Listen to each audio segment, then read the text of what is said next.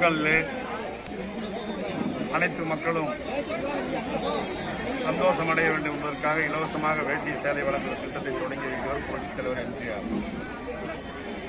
அவருக்கு அதன் பிறகு புரட்சித் தலைவி அம்மா அவர்கள் முதலமைச்சராக பொறுப்பேற்றதற்கு பிறகு பொங்கல் பரிசாக தொகுப்பாக பச்சரிசி, சர்க்கரை, முந்திரி, ஏலம், திராட்சை போன்ற பொருள்களோடு ரூபாய் 100 பொங்கல் பரிசாக அறிவித்தார்கள். அதே போன்று அதன் பிறகு அம்மா அவர்களுக்கு பிறகு முதலமைச்சராக பொறுப்பேற்ற எடப்பாடி அவர்கள் சென்ற ஆண்டு பொங்கல் பரிசாக ரூபாய் 1000 அறிவித்தார்கள். அனைத்து மக்களும் மகிழ்ச்சி அடையத்தக்க வகையில் ரூபாய் 1000 பொங்கல் பரிசு தொகுப்பும் வழங்கினார்கள். இந்த ஆண்டு கொரோனா பொருளாதார முழு கரும்பையும் பொங்கல் தொகுப்பையும் வழங்கியிருக்கிறார்கள்.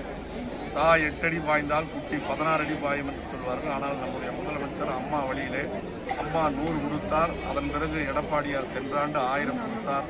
அதன் பிறகு கொரோனா தொற்று நோய் காரணமாக ரூபாய் 1000 கொடுத்தார். இந்த ஆண்டு மீண்டும் ரூபாய் 2500 கொடுத்திருக்கிறார்.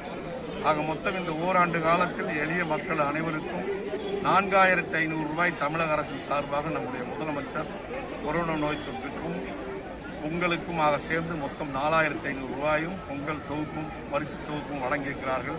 தமிழக மக்கள் இதை மகிழ்ச்சியோடு ஏற்றுக்கொண்டு சந்தோஷமாக இருக்கிறார்கள். 2,06,00,000 குடும்ப அட்டைதாரர்களும் சந்தோஷமாக இருக்கிறார்கள். ஆனால் இப்போ நேற்று அனைத்து இந்திய அண்ணா திராவிட முன்னேற்ற கழகத்தை பொறுத்தவரையில் நாங்கள் மீண்டும் 2021 சட்டமன்ற தேர்தலை சந்தித்து 234 தொகுதிகளில் 200க்கும் மேற்பட்ட தொகுதிகளில் நாங்கள் வெற்றி பெறுவோம். மூக்க அழகிரி சொல்லியிருப்பது ஸ்டாலின்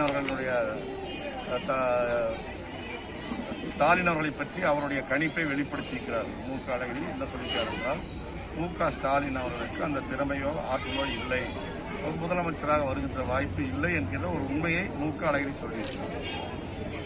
உண்மையைத்தான் சொல்லியிருக்கிறார்.